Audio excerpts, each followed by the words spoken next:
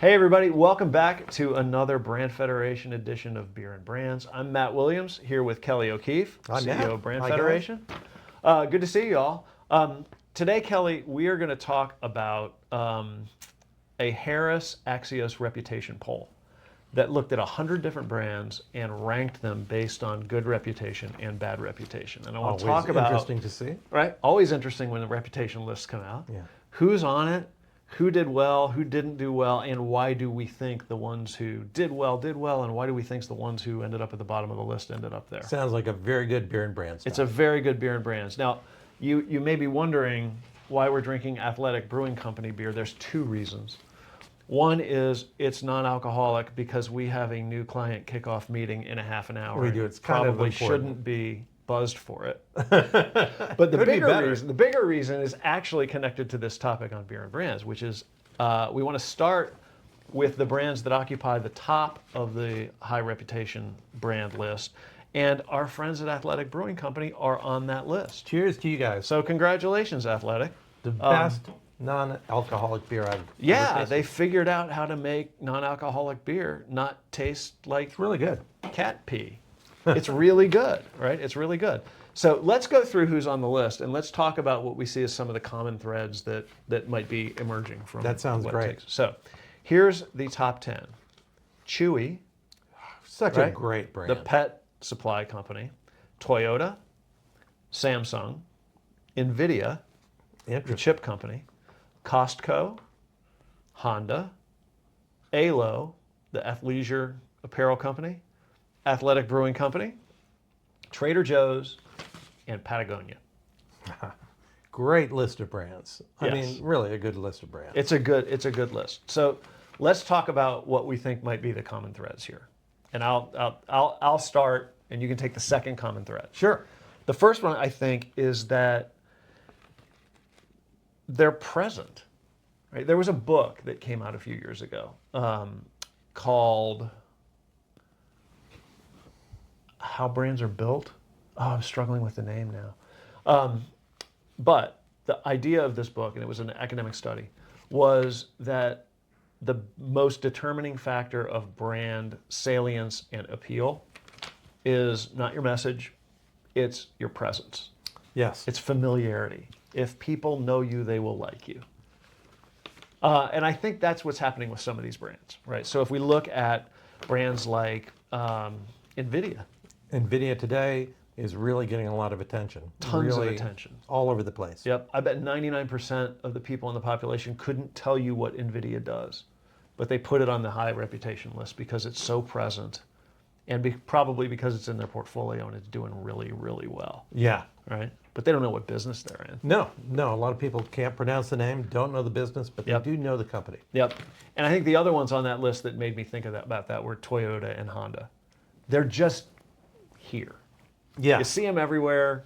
They're part of the fabric of our lives, and they must be okay. Yeah, they're sort of ever-present brands that are Yeah. doing well. Yep. Yeah, that's right. And you've said this, where they don't really run hot and cold. They're warm. No. Yeah, Toyota, Honda, you think of car brands, and I tend to be into car brands, but some of them are really hot at certain points.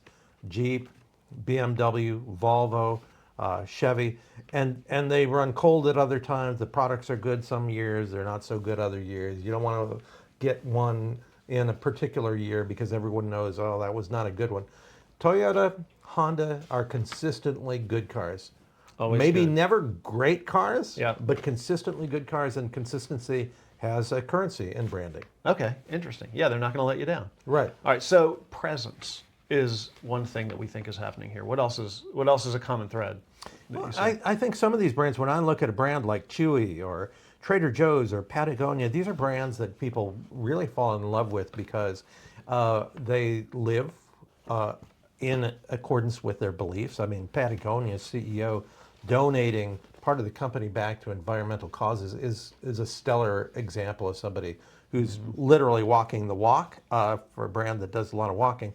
And you've got brands like Trader Joe's, always surprising. They have an incredible internal culture. Their people are friendly because they are treated with kindness by their leadership of the company. Costco, people love shopping there. Even if you have to bring your own bag or box Yeah. to get your stuff out of there, because you're going to find a surprise that is incredibly affordable and feed, a multitude of people. So I think some of these brands just, they live by their convictions. And when a brand lives by its convictions, we all kind of want to play along. Yeah, right. It makes us go back to this thing that we always challenge brands that we work with and people who work with us to think about when they think about brands, which is not what's the right selling proposition and how should we write the positioning of this brand. We ultimately have to figure that stuff out. But before we do that, we have to ask a bigger question, which is, what does this company believe? Yes. And again and again, we see evidence that if you can identify a belief and you can articulate that belief in a compelling and authentic and true way, you're going to build reputational equity around your brand. Right? Yeah. Patagonia articulated a belief and behaved in a way that says, look, I'm going to back it up and I'm going to put all my money against the climate crisis. Right? Costco has a belief that they've stood for decades, which is higher minimum wage, and I'm going to look out for my workers. Yes. Right? It accrues to higher reputation. Chewy celebrates the relationship between pets and their people, and they do it in amazing behavioral ways. Yeah, and I think what's really interesting in addition to that is that some of these brands, we actually think they love what we love. Yeah. So if I'm a pet owner, and I am, and I buy from Chewy, and I do, I know that I can buy the identical product and have it just as quickly delivered from Amazon. But I believe Chewy loves pets, and I love pets. I believe they're into pets, and I'm into pets. And so there's an alignment, and I think the same is true from somebody who is hiking or climbing, and they look at Patagonia and they say, these people are into what I'm into. Yep. Now, I Our could go beliefs are to the Amazon and buy something from Russell Athletic or Champion, but I don't really think they're into the sport. Yeah. Yeah. They don't believe the same things I believe. That's right. They sell a jacket that'll keep me warm, but there's something more happening with the Patagonia brand. That's right. It's deeper, right? Talk about shared values. We've been talking about that for decades in marketing, but it's more than that. It's identifying that shared values and then behaving in a way that demonstrates to the world that you're serious about You're it. really into it. Yeah. And next thing you know, you're on the reputation list. That's it. There's a third shared or common thread that I think might explain why some of these brands are on the list. And it's athletic. I think athletic and Alo are probably good examples of brands that have created step changes in their category. And if you define athletics category as non-alcoholic beer was disgusting. and there's been such a backlash against alcohol. We know that alcohol's a poison. You shouldn't drink it, but we do sometimes. But there are times when you might want a beer but not want to deal with the alcohol. More and more. Your alternative was terrible. And now it's not. Yeah. And they've literally changed the game for non-alcoholic. Yeah, they changed the game. And when you change the game the way Athletic did, and I think the way Alo is in terms of cultural resonance with athletic apparel and things like that brand means something to people now. You end up on a good list of reputation. Absolutely. When we look at advances in our world and a brand that can identify with those advances, that's a powerful thing. It's hard to blow it. It can be blown, but it's hard to blow it. I reflect on how Tesla changed the game by bringing the first popular, easy to drive, easy to afford electric vehicles to us, and they really changed the game, and they got rewarded from a brand perspective for doing so. They haven't really stayed in that venerable place because of other circumstances, which we might get to in a moment. But you know what? I think their fall off this list reflects kind of more evidence about what we're talking about, kind of a counterpoint to what we're talking about, which is that, Tesla, if you went on the website for Tesla 5 years ago and looked at cars, which we both did. Yes, right? we both own Tesla. There was lots of talk about the belief in the need for alternative energy to address climate problems and that fossil fuels are going to be a problem, so we're going to try to get away from that. There was a lot of statement of belief that you looked at and you went, okay, this is a good car. Right. But they believe something about the world that I believe, and that's really important. I thought they were into what I was into. Exactly. They're into what I'm into, and I can have this good car and contribute to a company that I think believes the same thing I do. That's pretty great. It's the same reason I might wear Patagonia. Right. Fast forward a couple of years, and here comes Elon Musk doing all kinds of crazy stuff that makes you go, okay, wait a minute. Maybe these guys don't believe what I believe. Right. And There's next thing you nothing know, worse. do you drive a Tesla anymore? I do not drive a Tesla. I don't either. Yeah.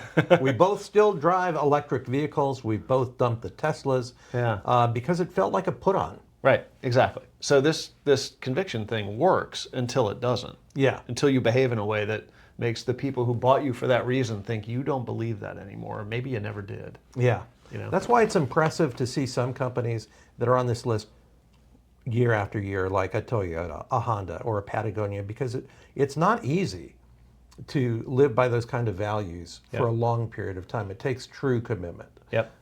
And credit to those who have done that. Yeah. So what puts you on that list, we think, might be the willingness to articulate a conviction and a belief and to behave in a way that tells the world that it's genuine and real. Yeah. Right? Presence, just presence in the world. Gotta be out that there. familiarity makes you trust. Right? That's what the research says. And then the last thing is doing things product-wise that are step changes in your category, taking your category to a whole new place that people love and are glad to go with you, like athletic. That's the recipe. Okay, let's go to the more fun list. I can't wait. The naughty list is always more fun.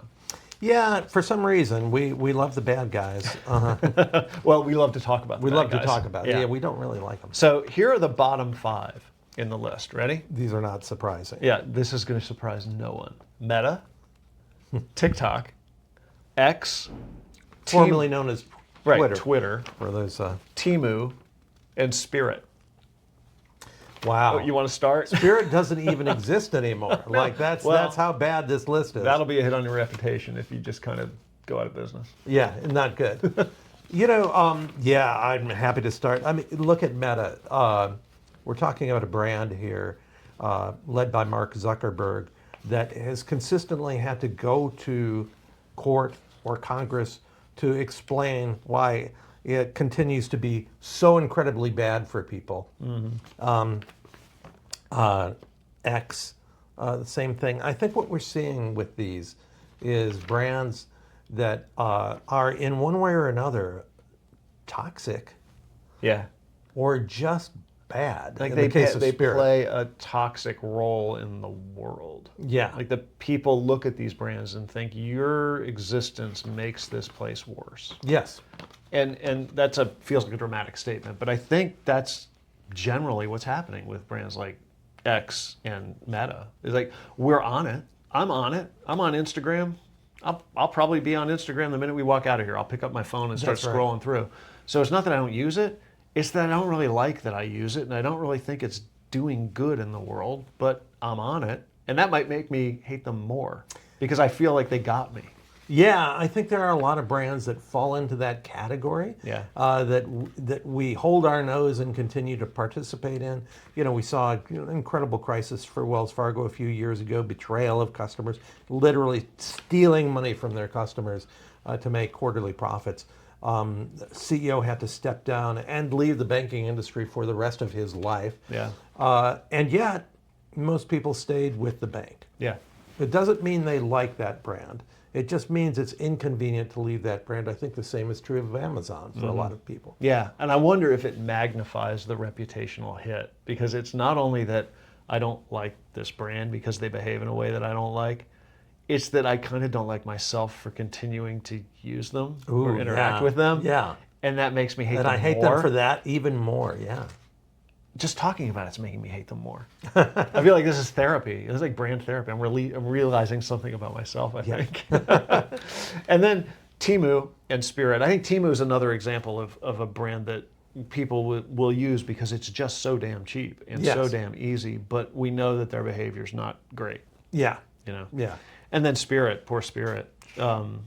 We used to criticize Spirit for charging us for pillows and things, and now they're out of business. They are out of, it's hard to believe that Spirit survived as long as they did, being loathed as much as they are, including, to your point, by the people who had to fly Spirit. Yeah, as a matter of right. fact, nobody hated Spirit more than the people who were stuck on those planes. That may be part of the thing, is that it magnifies the bad reputation when you feel like, yeah, I don't like this company, but I use them, and that makes me like them even less. Yeah. Yeah. Which is a lesson to companies that just because people are continuing to use your products and services, that does not mean you're okay. That's a good point. That does not mean your brand is healthy. It just may mean that there's a lag where they're either giving you the benefit of the doubt or they have yet to find a convenient replacement, but boy, when they do, Yeah. they're out of there. And that's what Spirit saw. I used to find that I used to work in the cell phone industry, and we used to find that with customers of the cell phone companies all the time, which is that they're captive. They don't Yeah. like them, they don't respect them, but they're stuck with them. And Yeah. the fact that they're stuck with them just makes them more frustrated. Makes people It makes them frustrated, and it makes you as a brand and as a company vulnerable, because when they find an alternative, they will take that They're alternative. out of there. They have no Absolutely. loyalty at all.